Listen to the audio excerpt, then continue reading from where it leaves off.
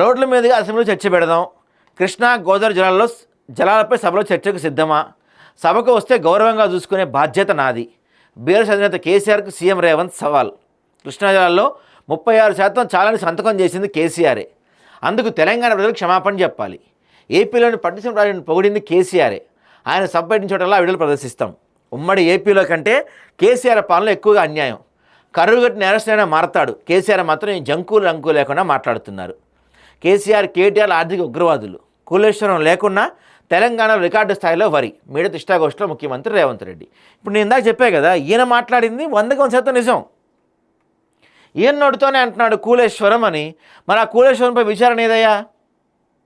2 ఏళ్ళు అలా టైంపాస్ చేసి దాన్ని సిబిఐ కోర్టులోకి వేశారు బంతిని సైలెంట్గా. సిబిఐ ఇంకో 2 ఏళ్ళు టైంపాస్ చేస్తుంది.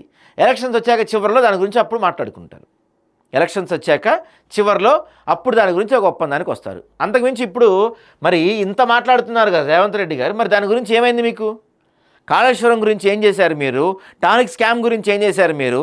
ధరణిని మార్చేసి పేదలకి భూములు పంచేస్తామని చెప్పారు మీరు. మీరు వచ్చిన 2 ఏళ్లలో పేదలకి ఒక గుంట భూమన్నా పంచారా మీరు ఇంతవరకు? ధరణి పేరు మార్చి భూభారతి చేశారు. దాంట్లో అంతకు మించి ఇంకొక ఏమీ లేదు. ఇప్పుడు ఎవరన్నా ఒక ల్యాండ్ కొంటే దాన్ని ప్రైవసీ పెట్టుకునే ఆప్షన్ ఉంటుంది ధరణిలో. అది మేము తీసేస్తాం. అది మీరు తీసేశారా? ఇప్పుడు మీరు చెప్తున్న ఈ 4th సిటీ 30,000 ఎకరాల పక్కన 600 ఎకరాలు మీ పేరును లేవా? 500 ఎకరాలు పొంగులేటి పేరును లేవా? 450 ఎకరాలు బట్టి విక్రమార్క పేరును లేవా? మీ మనుషులు మొత్తం కొనుక్కోలేదు అక్కడ. దాని గురించి మాట్లాడరేమో. మరి వాళ్ళు చేసింది అదే, మీరు చేస్తుంది ఇదే. ఎవ్వరు గొప్పగా చెప్పుకోవడానికి లేదు.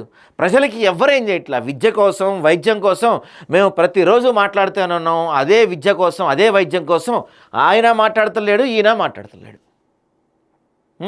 ఏమనాలి దీన్ని? ఈయన పెద్ద మనిషా మరి ఇంకేంట? రాష్ట్రపతి గారి పక్కన ఎవరైనా కాలు మీద కాలు వేసుకొని కూర్చుంటారా అండి? ఏమి సంస్కారం అండి ఇది మన ముఖ్యమంత్రి గారిది? మొదట్లో ఏమో టీషర్ట్లు వేసుకొని తిరిగేటోడు. ఆ తర్వాత అందరు తిట్టంగా అరే టీషర్ట్లు కరెక్ట్ కాదు రాబాయ్, మనం టీషర్ట్లు మార్చుకొని కొంత మంచి బట్టలు కొనుక్కోవాలి, కొంచెం మంచి బట్టలు వేసుకుంటున్నాడు. మాటలు కూడా ఒకప్పుడు ఎదురు పడితే అది మాట్లాడాడు. ఈ మధ్య కొంచెం ఆలోచించి మాట్లాడుతున్నాడు. అరే ఈ మధ్య ముఖ్యమంత్రి మారాడు రాబాయ్, కొంచెం మెచ్యూరిటీ వచ్చింది అనుకుంటున్నాము. రాష్ట్రపతి గారి పక్కన ఒక ముఖ్యమంత్రి స్థాయిలో ఉన్న నువ్వు అలా కాలు మీద కాలు వేసుకొని కూర్చుంటాం ఏమన్నా మర్యాద చెప్పండి రేవంత్ రెడ్డి గారు. మీరు ఒక పక్కన బట్టి విక్రమార్క గారు, ఒక పక్కన గవర్నర్ గారు, వీళ్ళందరూ ఎలా కూర్చున్నారు? మీరు కూర్చునే విధానం ఏంటి ఇది? మీరు అనొచ్చు మళ్ళీ కోడిగుడ్డుపై మీరు ఏకలు బీగుతున్నారు, కూర్చునే విధానం గురించి కూడా మీరు తప్పబడతారని. 100% తప్పబడతాం.